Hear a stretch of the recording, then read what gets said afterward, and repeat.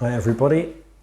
It's going to be a short tip today, but it's one of the most important things that you should be doing when you're speaking in English. And this is one of the best tips that you can employ to start to make fewer mistakes when you're speaking in English. And it's actually about translating. Because the reality is, when you're not a native English speaker, you're essentially translating from your own language into English as you speak in English.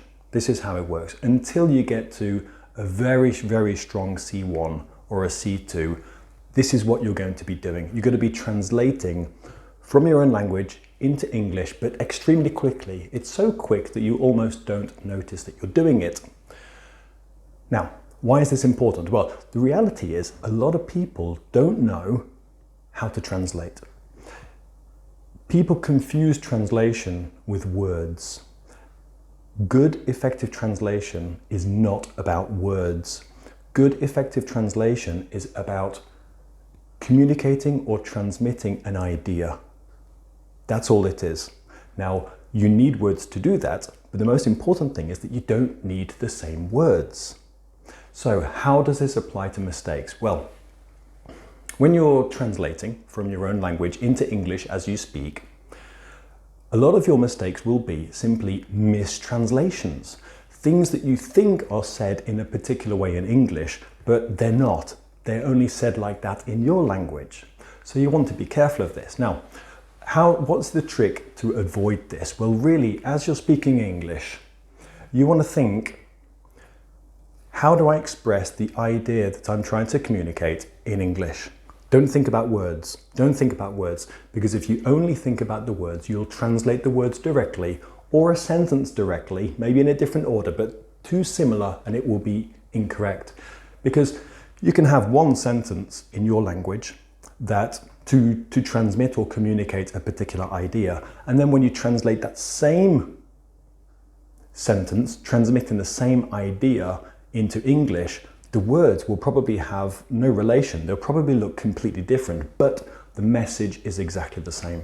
So what you need to do when you're speaking is you need to pause for a minute. You can do this on your own. You don't need to be speaking to somebody face to face. You can just do this as a practice exercise on your own. You have an idea in your head, maybe a sentence or a paragraph or something, and you want to say in English. Forget the words for a moment. Think, how do I express this same idea in English? And then think about that.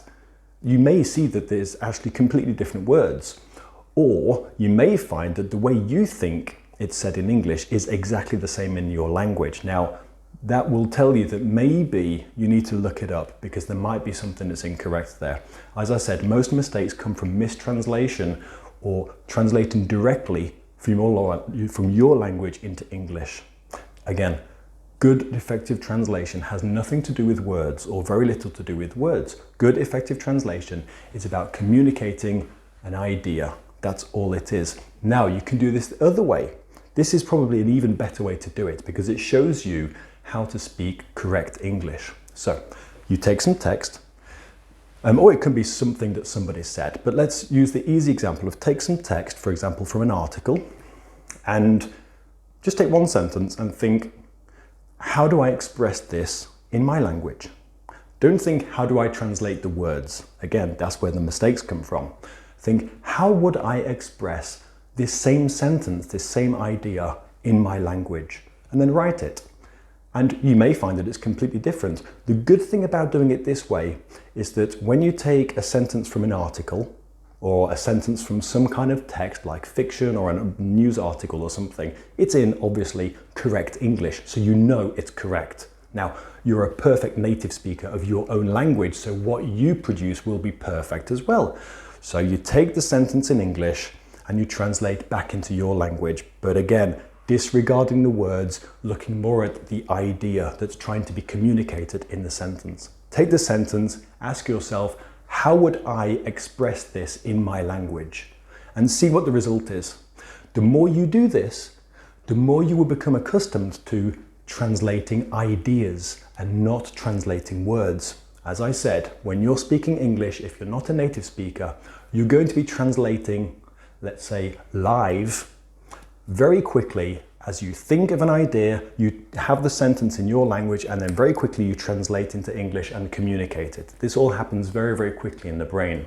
So you're going to be doing this for a long time until you get to C1 plus C2 probably. So pay attention to communicating an idea in a language, not translating words from your language into English. When you start doing this, you'll start to notice that you're thinking more carefully about an idea and effective communication and not just words. Language is much more than just words. So do those exercises. Take a sentence in your language and ask yourself, how would you communicate the same idea in English? And then do it the other way for even better results. Take a correct sentence in English from fiction, a book, or a news article, and ask yourself, how would I express the same thing in my language? Compare them after. See if you notice any differences. When you start to do this, you suddenly start to be more careful about speaking effectively, carefully, and with fewer mistakes. And you start to make fewer and fewer mistakes because you're more interested in communicating ideas, not in translating words. I hope that helps. Take care.